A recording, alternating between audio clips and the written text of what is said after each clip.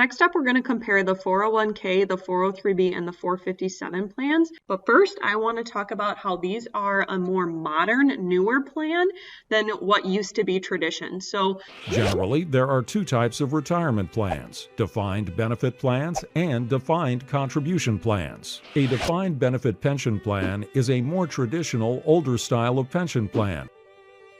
A pension plan is a retirement savings plan where an employer maintains a fund on behalf of its employees for their retirement. The money in the fund is usually invested in long-term, low-risk growth investments.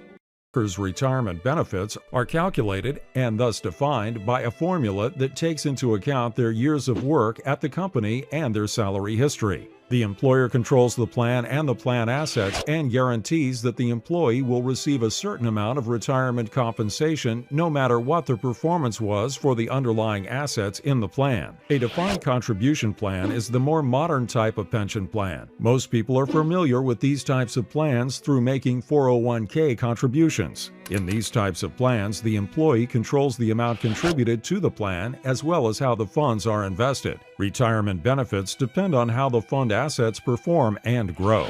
So as the video said, there are very few pension plans left, and most retirement plans now are an employee contribution plan, and that is either a 401k, a 403b, or a 457.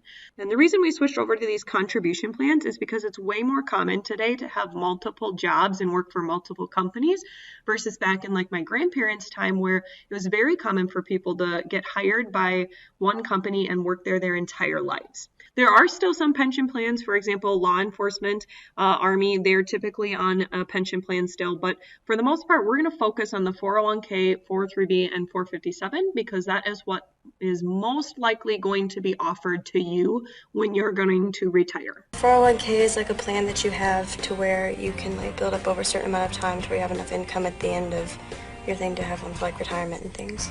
A 401k is a savings account for retirement. I think that a 401k is a savings, a retirement plan. A 401k is a way you save money for. A 401k is a type of investment.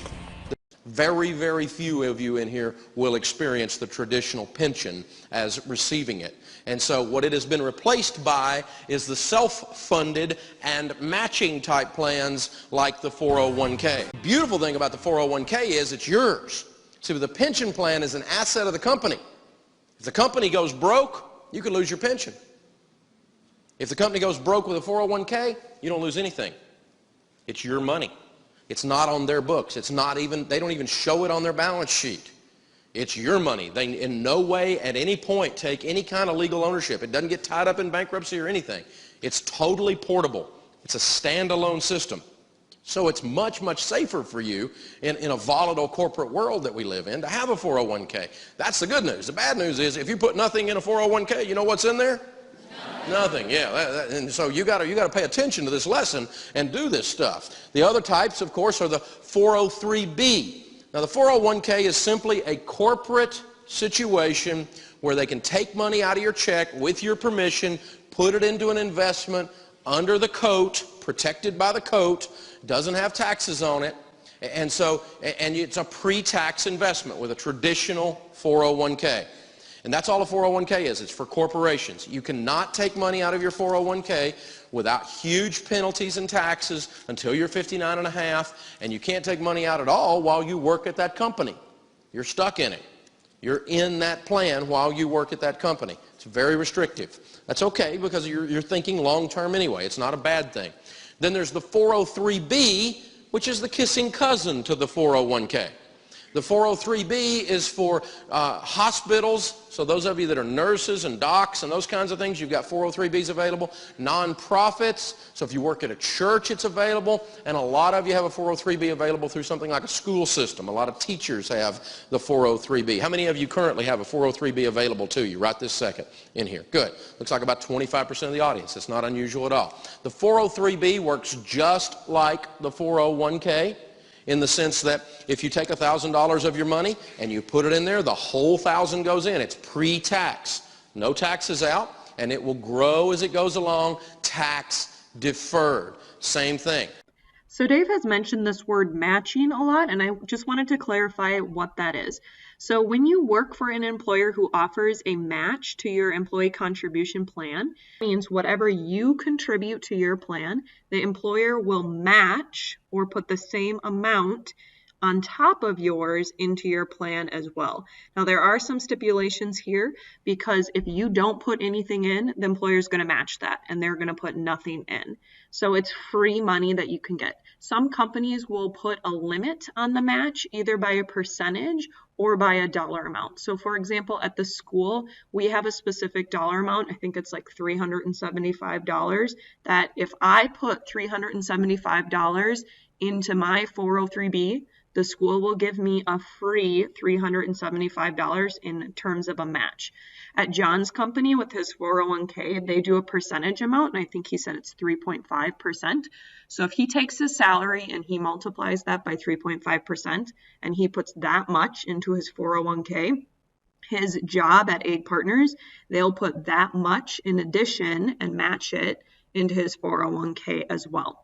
And we're going to take a look at this a little bit in the next lesson as well. I want to show you what this looks like. So here's my pay stub. I choose to do my 403B through Thrivent Lutheran, and so that's right here. So it says deductions, Lutheran Brotherhood, $16. So I'm taking $16 before I pay taxes, and I'm putting that into my 403B.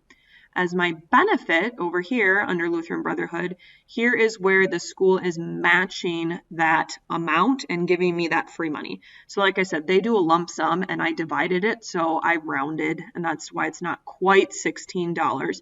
But this is free money to me, and I would not get it if I did not put away money into my 403B.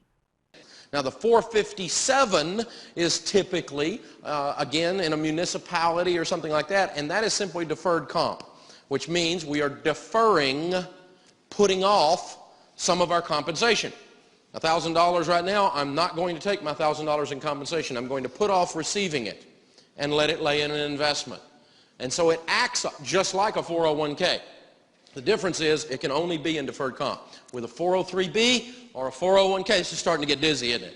With a 403B or a 401k, when you leave, you can roll it to an IRA. With a 457, you can't. So 457 is my least favorite of all of these that we're talking about tonight. It's the last one I would do after I've done every other possible thing, and even then I'm not positive I'm going to do it. Because all you're doing is just putting off the income, and then it's stuck there, and if you ever leave, you just receive the income. And you could have a really big tax thing happen to you. You've got to be very careful with that.